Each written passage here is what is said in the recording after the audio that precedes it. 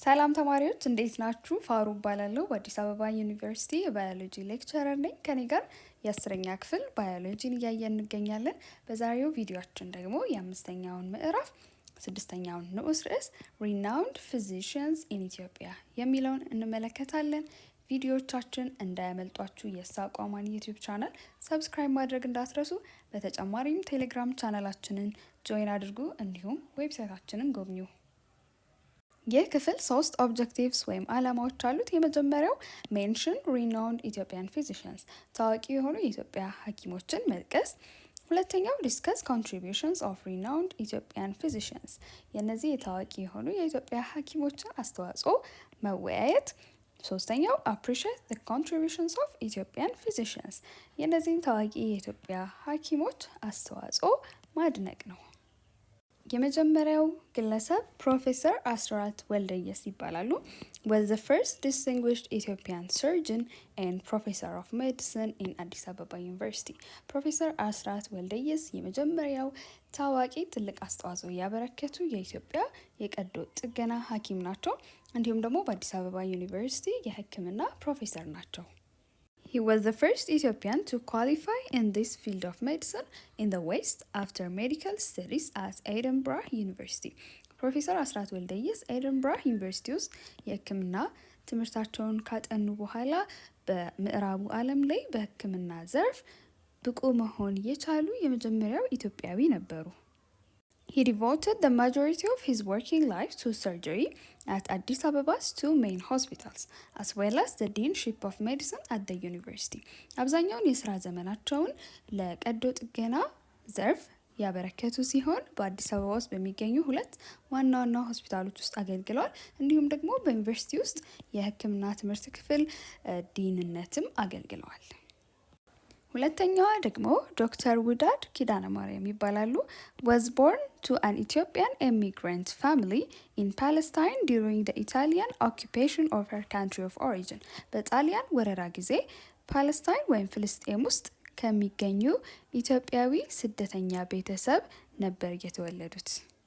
She studied medicine at the American University of Beirut and became the first female medical practitioner and topmost physician administrator in charge of the medical services division in the Ministry of Health in the 1960s to 1970s.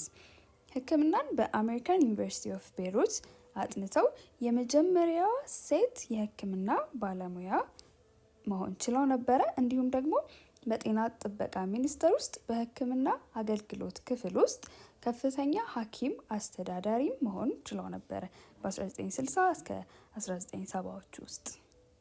When she was asked to be the first Ethiopian gynecologist to volunteer for the Swedish Save the Children Fund project in Addis Ababa, በአዲስ አበባ ውስጥ በስዊድን ሴቭ ዘ ቺልድረን ፈንድ ፕሮጀክት በበጎ ፈቃደኝነት የመጀመሪያዋ ኢትዮጵያዊ የማህፀን ሐኪም እንዲሆኑ በተጠየቁበት ወቅት She also became a founding organizer responsible for the establishment of the first Ethiopian Family Planning Association, as well as maternal and child services for the homeless in Addis Ababa municipality.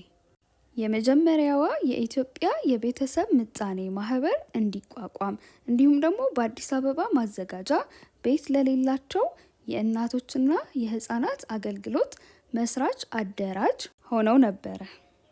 በመጨረሻም አንድ አክቲቪቲ ይኖራቸዋል። In Ethiopia, as it is true in all countries of the world, the history of medicine begins much earlier, and the number of physicians that contributed to their country has increased time to time. በኢትዮጵያ ልክ በሁሉም የዓለም ሀገራት ላይ እንደሚሆነው የሕክምና ታሪክ ቀደም ብሎ የጀመረ ሲሆን ለሀገራቸው ደግሞ የሚያበረክቱ የሐኪሞች ቁጥር ከጊዜ ወደ ጊዜ እየጨመረ መጥቷል።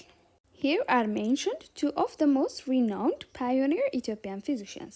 በዚህኛው ክፍላችን ላይ ደግሞ ሁለቱ በጣም ታዋቂ ግንባር ቀደም የሆኑ ኢትዮጵያዊ ሐኪሞች ተጠቅሰዋል።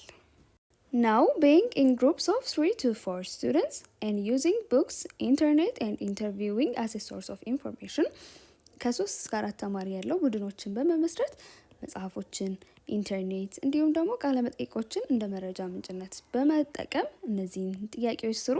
የመጀመሪያው ሊስት ዳውን ኔምስ ኦፍ ዘ ሪናውንድ ኢትዮጵያን ፊዚሽንስ፣ የኢትዮጵያዊ ታዋቂ የሆኑ ሐኪሞችን ስም ዘርዝሩ።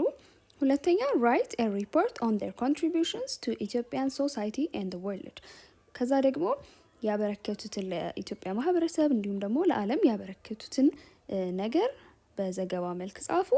ፋይናሊ ሼር ዩር ፋይንዲንግ ቱ ዘ ሆል ክላስሩም፣ ከዛ የደረሳችሁበትን ደግሞ ለሁሉም የክፍል ጓደኞቻችሁ አካፍሉ። እስኪ እኔ ደግሞ አንድ ታዋቂ ሐኪም ላስታውቃችሁ።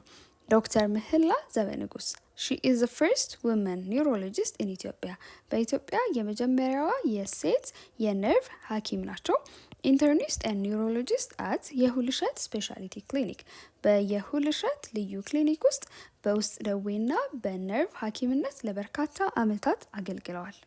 የዛሬው ትምህርታችን ይህንን ይመስል ነበረ። በቀጣይ ቪዲዮ እስከምንገናኝ ሰላም ቆዩኝ።